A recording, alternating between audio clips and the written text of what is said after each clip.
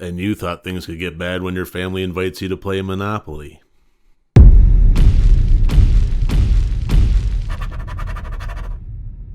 Hello and welcome to Rotted Review of the Day, and today I am continuing on with getting 2020 rolling by reviewing some of the more major releases of 2019, and today I am tackling the movie Ready or Not.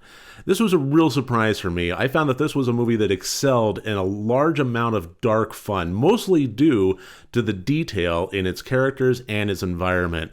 In this movie, we have the character of Grace, who is a new bride-to-be, who is not just marrying into a family, but she is marrying into an empire. It's a family of very extreme wealth brought about by multiple generations of establishing this gaming company, cards, board games, video games, so on and so forth as the generations progress.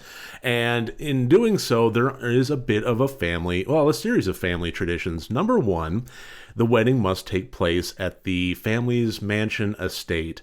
And number two is on the wedding night, at the stroke of midnight, the entire family must play a game. And the game is randomly drawn by a mysterious magical box. It could be something as simple as tiddlywinks. It could be chutes and ladders. Anything is really up for grabs, and there's really only one game that you don't want to play, and that is hide and seek, because this particular brand of hide and seek is not so innocent, played for killer stakes.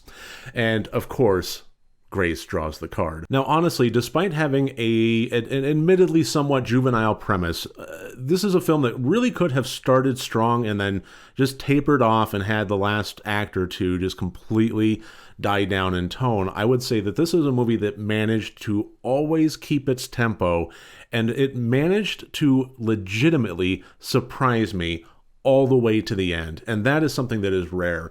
I really loved how much this movie kept me on my toes at every single step of the way, all the way to the time that the end credits were rolling. I think that Ready or Not has two major admirable traits. Number one, it has characters that edged into cartoon villainy without actually making the mistake of stepping over that line.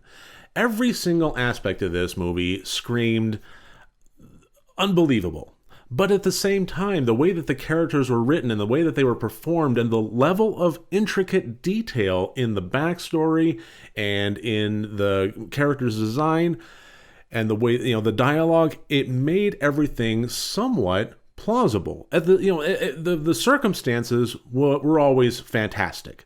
But at the same time, the way that the characters were talking and the way that they were fleshed out and developed always had that sense of, this is real people involved in these extraordinary circumstances. Their motivations made sense. There was a level of, approaching cartoon villainy going on, but at the same time, they were involved in this just as much as Grace was. They were reluctant, they were doubtful, the whole core reason of why this one card, this one game would cause them to take up arms and try to go after this new family member. You actually started to kind of really believe why they were doing what they were doing made sense at the very least to them. And that, I think, would be really the hard sell. If you're developing this premise and you're developing this movie, having characters that aren't operating on a level of just because the script told me so is really the difficult thing.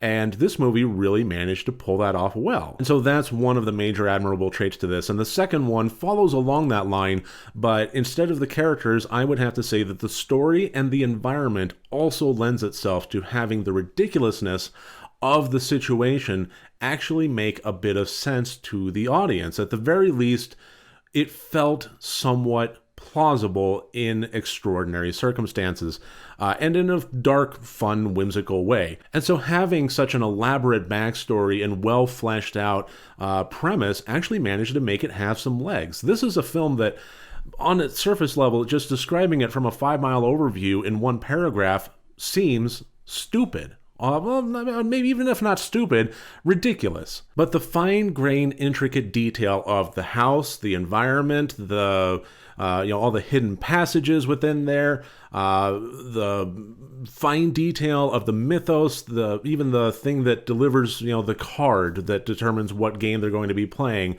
all the backstory of the history of the family and how that developed, as well as right down to the fine details of the fact that they even had an old-timey record with an old-timey song to do the counting to 100 for the Ready or Not hide-and-seek game to begin. That was just hauntingly fantastic. I listened to that song many, many times now, and there's nothing inherently sinister about it, but man, does it feel sinister. So just like I said, I know I'm repeating myself, but the level of detail in this is what really makes this movie halfway plausible, which is what makes it stupid amounts of fun. And again, surprising to the very end. I'm going to go ahead and throw up all the scores here. As always, 4 different categories, each one worth up to 25 points for a total possible score of 100 points. And I'd say that everything about this movie I loved. The plot, I really don't have a whole lot of complaints about, mostly due to, again, the level of detail.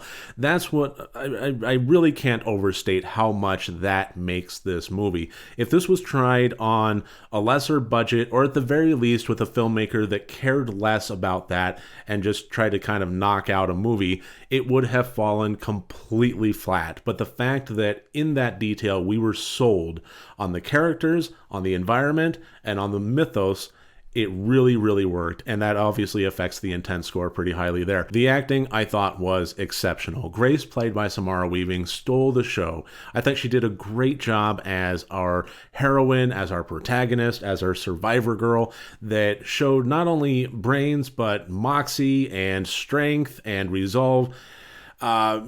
Just everything about this, I thought the performance felt real, and it felt like everything else in the movie, fun. Adam Brody, playing Grace's new husband Daniel, I thought did a fairly admirable job. There were different motivational beats that the character had to progressively hit over the course of the movie, and it really easily could have felt contrived, and I really feel like it didn't make that mistake. He managed to elevate and make every single different turn feel real. And as far as the rest of the family goes, high marks all around. I really don't have a whole lot of complaints about there. Like I said, it kind of edged into cartoon villainy, but again, it really didn't cross that line. And one of the things I loved about this movie was how it delivered information to the audience.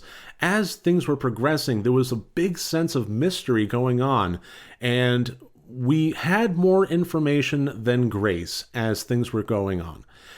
But we didn't have all the information. Certainly not even close to it. But the one piece of information that we had that she didn't, and this was sold through the acting performances, was the sense of something is very wrong. Something is terribly wrong on one of the most ultimate life-threatening levels. And we saw she was in danger. To what degree? We didn't know. To what level and what rules and so on and so forth? We had no information. All we knew was that there was a sense of dread, a sense of melancholy, and a sense of foreboding amongst the other characters surrounding her that really made for a very interesting watch as things progressed. So yeah, high marks all around. And the technical, again, I loved every aspect of the camera work, the sound design, the editing was great.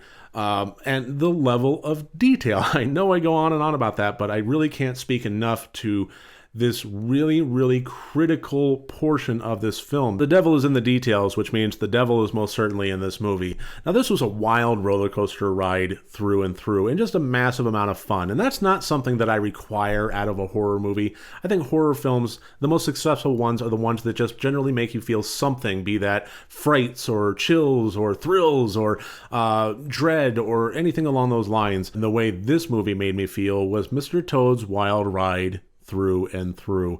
And on that note, I really cannot recommend it enough. So that is my review of 2019's Ready or Not. I really thank you for joining me here today. I look forward to seeing you tomorrow. If you like this video, please click like and subscribe. And if you want to support me further, my Patreon and my merchandise storefront links are below. Remember, next time you want to watch a horror movie, first make sure that it's good and rotted.